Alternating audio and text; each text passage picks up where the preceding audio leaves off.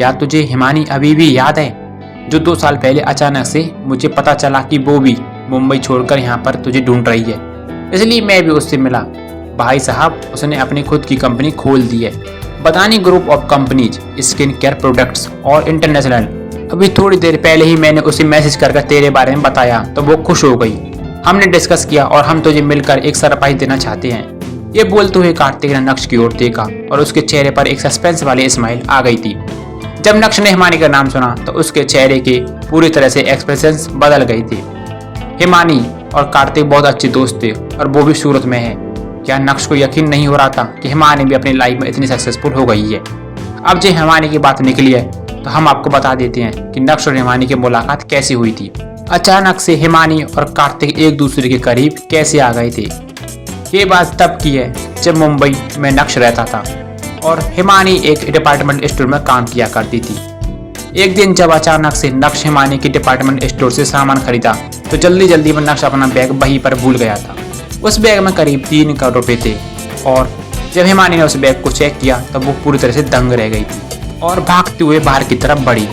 लेकिन उसी समय नक्श अपनी गाड़ी से लेकर निकल गया था और इससे पहले कि वो नक्श को रोक पाती, नक्श तो पूरी तरह से निकल गया। हिमानी ने भागते हुए नक्श को पैदल चलते हुए ट्रैफिक में नक्श का पीछा भी किया। पूरे 5 सिग्नल तक हिमानी ने नक्श को रोकने की कोशिश की। इसी बीच अचानक से नक्श को याद आया कि उसका बैग तो डिपार्टमेंट स्टोर में भूल आया है। लेकिन जब वो वहां पहुंचा तो उसे पता चला कि वो लड़की उसका बैग लेकर भागी थी, लेकिन तब तक वो वहां से निकल गई थी।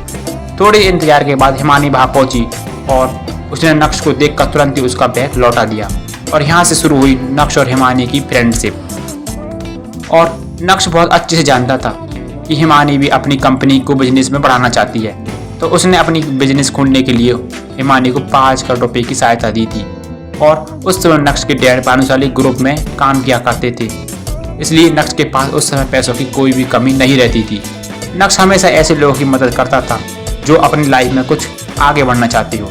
आज जब नक्श को ये पता चला है कि उसके दिए हुए पैसों से हिमानी ने अपनी खुद की एक कंपनी खोल डाली है, तो वो अब और भी ज़्यादा खुश हो गया था। उसकी खुशियाँ अब डबल हो गई थी। और तो और वो पूरी तरह से कार्तिक के साथ मिलकर हिमानी के डिपार्टमेंट स्टोर तक पहुँचे और कार्तिक और नक्श दोनों ही साथ में कार से बाहर निकले और बदानी ग्रुप ऑफ कंपनीज के ऑफिस की तरफ बढ़ने लगे थे। जैसे ही नक्श के कदम बदानी ग्रुप ऑफ कंपनीज में पड़े, इंटीरियर्स देखकर नक्श का दिल तो खुश हो उठा था। पूरे ऑफिस को ग्रीक स्टाइल में सजाया हुआ था। अभी वो बदानी ग्रुप ऑफ कंपनीज के ऑफिस में पहुंचने ही वाले थे कि तभी अचानक से एक सुंदर सी लड़की, जो असल में ऑफिस की रिसेप्शनिस्ट थी, वो आई और ग्रेड करते हुए नक्श को बोली। बहुत ही शालीन अंदाज में उसने रिसेप्शनिस्ट ने कार्तिक से कहा। कार्तिक ने तुरंत ही अपना सिर हिलाते हुए कहा, नहीं, कोई जरूरत नहीं है मिस्टर कार्तिक, नक्श खुद ही ये सब कुछ देख सकते हैं। नक्श ने भी सिर हिलाया और बोला, हाँ, आपको मुझे कंपनी देने की कोई जरूरत नहीं है, मैं खुद ही सब कुछ देख लूँगा, आप लोग जा सकते हैं। नक्श, अपना ही ऑफिस समझ यार, 1st floor, 2nd floor, 3rd floor, पूरा स्टोर, तो जहाँ जाना है घूम। 1st फ्लोर पर अभी जो भी प्रोडक्ट है वो अभी अभी नई रिलीज हुई हैं। तू जो कुछ भी लेना चाहता है तो अपनी भाभी के लिए कुछ भी ले सकता है, भाभी भी खुश हो जाएंगी। ये बोलते हुए कार्तिक ने नक्श को छेड़ते हुए कहा और नक्श की बातों को इशारा भी करते हुए कह रहा था कि उसे कौन से सेक्शन पर जाना चाहिए। लेकिन जिस तरह से कार्तिक ने उस रिसेप्शनिस्ट के सामने भाभी भाभी कहा, नक्श भी थोड़ा सा शर्म गया था। नक्श तुरंत ही अपना हाथ हिलाते हुए कहा, यार कार्तिक, ठीक है, मैं समझ गया, हिमानी तेरा इंतजार कर रही है, अब तुझे जाना चाहिए। कार्तिक और हिमानी मिलकर नक्श को अब क्या सरप्राइज देने वाले थे।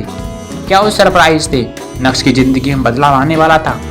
क्या अब जावेरी खानदान नक्श को छोटा समझने की गलती करेगा, या फिर नक्श की मदद करने के बाद अनिका नक्श से क्लोज आने लगेगी? आगे की पूरी कहानी जानने के लिए सुनते रहिए पीके एडिटर की स्टोरी इंस्टा एम्पायर।